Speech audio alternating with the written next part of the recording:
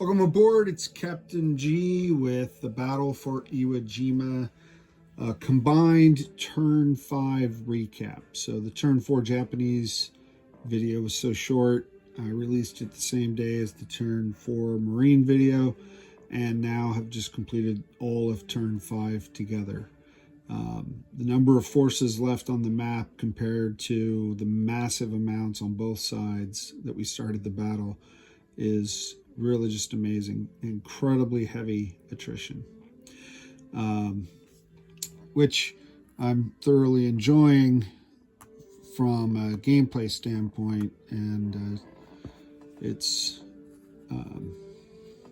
turning out to be more balanced than I thought. I really was starting to get depressed with the incredibly heavy Marine casualties at the beginning of the game, but now they've broken their way out, and I'm figuring out strategies on how to attack better as the Marines. So let's get into it. So turn 5, I hit a few isolated points with aviation.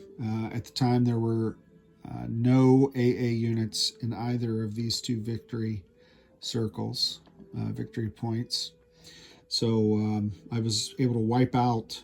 In fact, these guys got no hits at all, which is irrelevant because same thing happened either way with the air pulling away. But I was able to wipe out that Japanese contingent and this one, and then the last of the air, a couple fighters, and I put a tactical bomber in each group.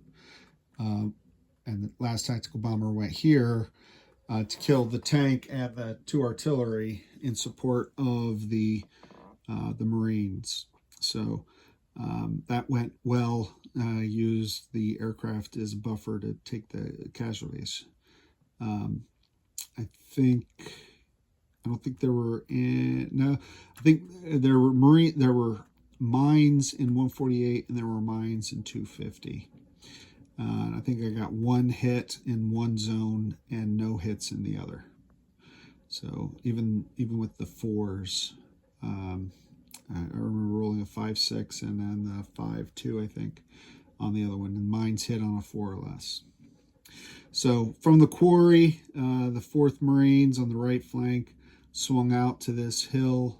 I thought about going through Numi and just walking in here, but I don't know the blitz rules, and I just wanted to be conservative. So I decided to encircle this victory point and go here instead. So I went here and 250. So these guys are cut off. There are no supply rules. I thought about the necessity to keep the Marines being able to trace a line of supply back to the beach. Again, not in the rules, just something I feel for my own sake I'm going to enjoy trying to do. But I don't think the Japanese are in any position to cut off the supply line anyway at this point. So this basically cut off the Japanese reinforcements here from either of these 2 victory points by taking this zone, and Kobayashi ordered them to pull back. So this one and this one, basically the Marines can just send 1 unit here and then take this by these combined guys. 148 was a bit of a slog. This was the big fight. I think this is where the 1 mine casualty was, if I remember right. And there was a fighter here and I think a bunker. The flame units, I'm loving more and more, and I'm regretting the early loss of some of the other flame units. You can have up to 2 in any zone. So out of your 12, up to 2 can be fire units. And again, I'm using this HBG Marine flamethrower. Just the red tip just pops. I love that. And then this Sherman tank, flamethrower tank. It's got, you can tell, twin barrels, the black being the regular cannon and the red being the shorter flamethrower. So you're allowed to have 2 of those in any zone, be it 2 infantry, 2 Marines, or 2 tanks. But in addition to firing first strike when they on the first round, they also get target select. So they can take out a bunker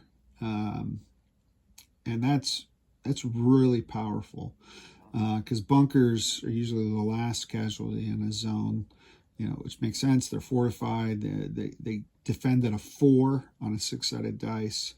So if you're able to get it first strike the first round, you're destroying it before it even gets to fire, which is super awesome, fantastic.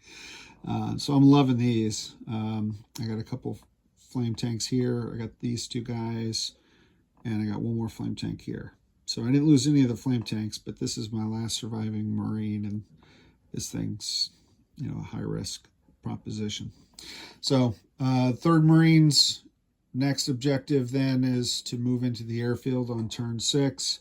5th Marines coming around to Hill 155, forcing Kobayashi to reinforce these victory points. He's kind of pulled back from airfield 2, going to let the mines take out the initial casualties, get the first strike with the artillery, and then hopefully these things survive. They both swing at 4s. He just is running out of troops as well, and he's going to try to hold on to these final points. So we'll see what happens in turn 6. These mines are very powerful. I really like the addition of them. They're don't always hit, but when you, even before the combat, like a combat movement, when I move in, I roll for each mine field. So you're locked in at 12 units, then you roll for the mines, so you can't keep sending in more. And you could lose a couple units even before anything happens. And I like to, at least at this stage now, learning, I'm marrying up 1 Marine per minefield, sadly. Hate saying it like that, but as opposed to losing mechs or artillery, because mechs can pull artillery, make them move faster. Mechs and Marines essentially attack at 1, defend at 2, so they're the same, except mobility and cargo capacity. So the Japanese have kind of spread out the remaining AA. This thing's kind of going away. They have 2 infantry here. Is not enough to really do anything. But the writing's on the wall. I think the Marines are going to win. I'm only halfway through the game now. It's really snowballing now, but I'll have to pause to take out this zone and take this zone. So the 4th will be engaged over here. 3rd Marines, like I said, will move up to the airfield. And the 5th Marines are going to try to sweep around. And we'll close in on General Kobayashi's command headquarters there in the middle. Probably be the last victory point we take. So that's the update for turn 5. Next update will be turn 6. Like I said, I'm comfortable with the number of turns remaining, but I don't want to go too slow because I have to do it before the end of turn 10. Otherwise, the Japanese win, even if it's just 1 lone defender sitting up in Katana way up north. If the Marines don't secure all these zones, it'd be a shame. Captain G, over and out.